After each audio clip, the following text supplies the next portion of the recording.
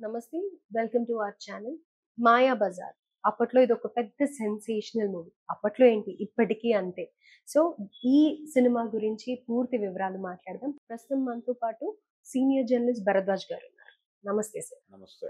Sir, 'Mayabazar' అప్పటికి, ఇప్పటికి ఎవ్వరికైనా అంటే సినిమా రంగం వాళ్ళకే కాకుండా చూసే ప్రేక్షకులకు కూడా చిన్న నుంచి పెద్ద దాకా అదొక రెఫరెన్స్. ప్రతి ఒక్కళ్ళు కూడా ఇప్పటికి చూడటానికి చాలా ఇష్టపడుతూ ఉంటారు. ఇప్పటి టెక్నాలజీని అప్పుడే పరిచయం చేసేసారు అనుకోవచ్చు. అయితే మన ప్రేక్షకుల కోసం ఒక్కసారి అసలు ఎందుకది అంత ట్రెండ్ అయింది? ఆ మూవీ ఇప్పటికీ ఆదరించడానికి గల రీజన్ ఏంటి? ఒక రెఫరెన్స్‌గా చూడడానికి గల రీజన్ ఏంటి అనేది చెప్పండి. అంటే సినిమాగా 'మాయాబజారు', నాటకంగా 'కన్యాశుల్కం' హ్మ్. ఈ రెండిటికి ఒక ప్రాసంగికత ఉంది ఎప్పటికీ. అంటే ఈ సినిమా కేవలం ఏదో ఒక పురాణం చెప్పడం కోసం తీసిన సినిమా కాదు. ఈ పురాణాన్ని అంటే నిజానికి ఇది మహాభారతంలో లేని కథ. మహాభారతంలో లేదు, కానీ కల్పించారు దీన్ని. మరాఠీ నాటక రంగం నుంచి మొదలైంది. హుహు. 'శశిరేఖ పరిణయము' అనే పేరుతో మొదలై అది నాటకంగా రంగస్థలం మీద వచ్చి తర్వాత సినిమాగా వచ్చింది. 'మాయాబజార్' అనే పేరులోనే ఈ బజార్ అనేది తెలుగు పదం కాదు. ఈ బజార్ అనేది ఉర్దూ పదం. దాంతో ఆ టైటిల్‌లోనే ఒక విచిత్రంగా ఉంటుందది. అవును. 'మాయాబజార్' అనే టైటిలే విచిత్రం. యాక్చువల్‌గా వాళ్ళు పెట్టాలనుకున్న టైటిలు ఒరిజినల్‌గా దీనికున్న 'శశిరేఖ పరిణయమే.' హుహు. 'శశిరేఖ పరిణయం' అనే పేరుతో వాళ్ళు పబ్లిసిటీ రిలీజ్ చేసిన తర్వాత మార్చారు పేరు. మార్చి ఘటోత్కచుడు, మాయలు, మంత్రాలు ఈ బ్యాక్‌గ్రౌండ్‌లో మాత్రమే కాకుండా ఈ సినిమాలో చాలా మాయ ఉంటుంది. దీని మొత్తాన్ని మనం రిప్రజెంట్ చేయాలి టైటిల్‌లో అనే ఉద్దేశంతో 'మాయాబజార్' అని పెట్టారు. పెట్టి దీనిలో చాలా స్వతంత్రం తీసుకున్నారు. పాండవులు కనిపించని పాండవుల కథ ఇది. పాండవ పాత్రలు ఉండవు. సినిమాలో ఎక్కడ కూడా పాండవులు కనిపించరు, కానీ పాండవుల చుట్టూ కథ నడుస్తుంది. ఇది కేవీ రెడ్డి గారు స్క్రీన్ ప్లే డిజైనింగ్‌లోనే అనుకున్నాడాయన. మనం సినిమాలో పాండవులను చూపించము, కానీ పాండవుల చుట్టూనే కథ నడుస్తుంది. ఇది ఒక టెక్నిక్. అలా రకరకాల టెక్నిక్స్ వాడాడాయన డైరెక్టర్‌గా. అలాగే రైటర్‌గా పింగళ నాగేంద్రరావు గారు ఆయన చాలా చొరవ తీసుకున్నాడు. చాలా స్వతంత్రంగా రచన చేసినటువంటి సినిమా ఇది. ఈ సినిమాలో వాడినటువంటి భాష కూడా, డైలాగులు కూడా దాదాపుగా మిగిలిన పౌరాణిక సినిమాలకి, 'మాయాబజార్' సినిమాలో డైలాగ్స్‌కి చాలా తేడా ఉంటుంది. ఎక్కడా కూడా ఇవి ఏదో విచిత్రమైనటువంటి పౌరాణిక భాష ఉండదు. రోజువారీ ఇంట్లో మాట్లాడుకునేటువంటి భాషే నడుస్తుంది. హ్మ్. తప్ప సాధ్యమైనంత వరకు ఆయన వ్యవహారిక భాషలోనే డైలాగ్స్‌ని నడిపే ప్రయత్నం చేశాడు గానీ, ఎక్కడా కూడా పౌరాణిక ఛాయల్లోకి తీసుకెళ్ళడు.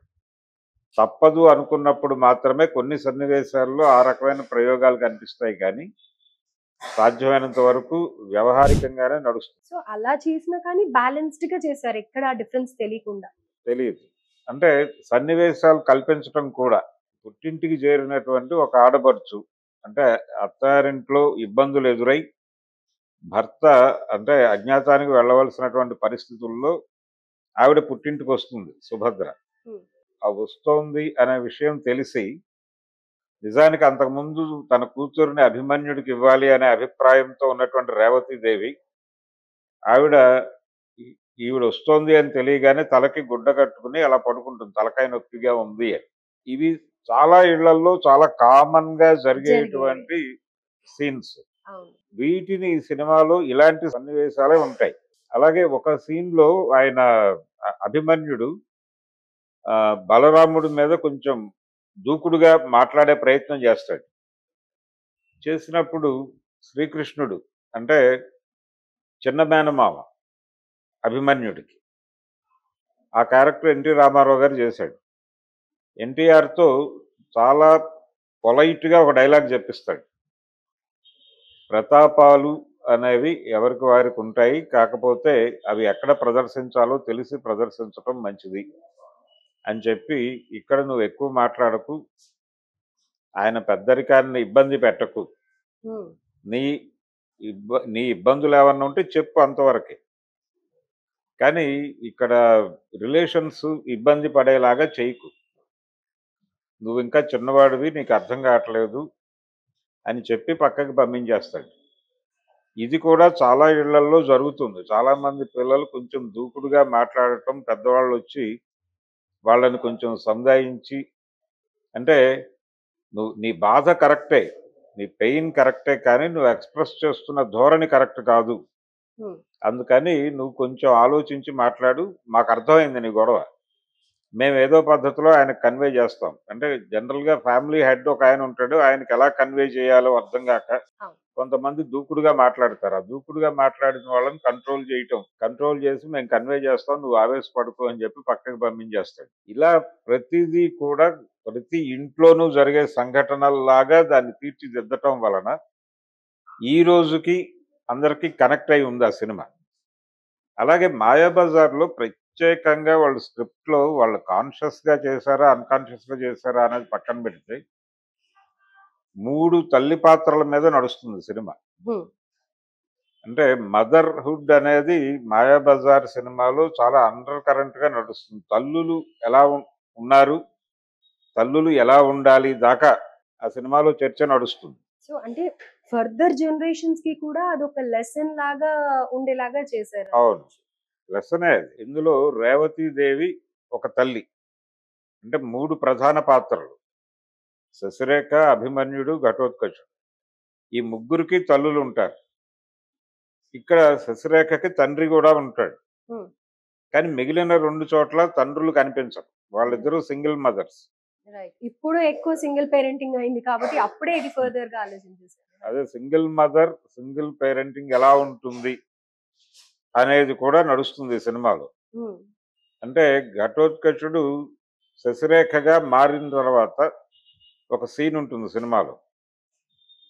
మారిన తర్వాత ఇక్కడికొచ్చేస్తాడు. అంటే శశిరేఖని అక్కడికి తన ఆశ్రమానికి తరలించేసి తాను శశిరేఖ రూపంలో ఇక్కడ ఉంటాడు ఘటోత్కచుడు. ఉన్నప్పుడు ఆ పడుకునే పద్ధతి అదంతా కూడా మర్చిపోతాడాయన. శశిరేఖగా ఉన్నాను అనే విషయం మర్చిపోయి, తన పద్ధతిలో తాను బిహేవ్ చేస్తూ ఉంటాడు. చెలికత్తెలొచ్చినప్పుడు. తర్వాత అర్థమవుతుంది. మనం ఈ వేషంలో ఉన్నాము అని. ఈ కంట్రోల్ జేసుకోవటం ఇదంతా సావిత్రి గారు చాలా అద్భుతంగా అభినయించింది. అవును. ఈ చేస్తున్న క్రమంలోనే మీ అంటే అమ్మగారొస్తున్నారు అని చెప్తారు. ఈయనకి తల్లంటే విపరీతమైన భక్తి. శశిరేఖకి ఆ భక్తుండదు. అంటే అక్కడేంటి తల్లి ఉంటుంది, తండ్రి ఉంటాడు, ఇంట్లో అందరూ ఉంటారు. బాబాయ్, పిన్ని అందరూ ఉంటారు. ఉన్నప్పుడు వీళ్ళు ఎక్స్‌పోజ్ కావటానికి రకరకాల ఏరియాస్ ఉంటాయి. అంటే బాబాయి దగ్గర, పిన్ని దగ్గర ఎక్కువ చొరవ ఉంటుంది ఈ అమ్మాయికి. తల్లి మీద భయం ఉంటుంది. తన ఇష్టాలకు వ్యతిరేకంగా ఆవిడ రూల్ చేస్తోంది, బుల్‌డోజ్ చేస్తోంది అనే ఒపీనియన్ ఉంటుంది ఈ అమ్మాయికి. ఇది చాలా ఇళ్లల్లో ఉంటుంది. అవును.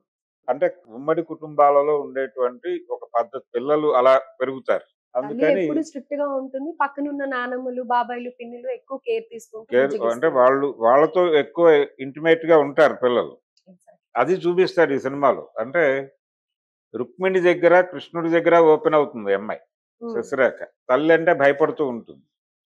తల్లి తనని బుల్‌డోజ్ చేస్తోంది, నియంతృత్వం వహిస్తోంది అనే అభిప్రాయం కూడా ఉంటుంది ఈ అమ్మాయికి. అందుకని తల్లి పట్ల కొంచెం పెడసరంగా వ్యవహరిస్తూ ఉంటుంది. కానీ ఘటోత్కచుడి పరిస్థితి వేరు.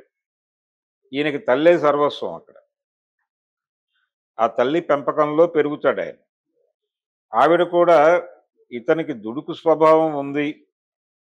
ఇతను ఇంటి మీదకేదో తెస్తాడు అనేటువంటి ఒక భయం ఉంటుంది. అయితే కొడుకు మంచివాడే. కాకపోతే కొంచెం దూకుడు స్వభావం ఉంది.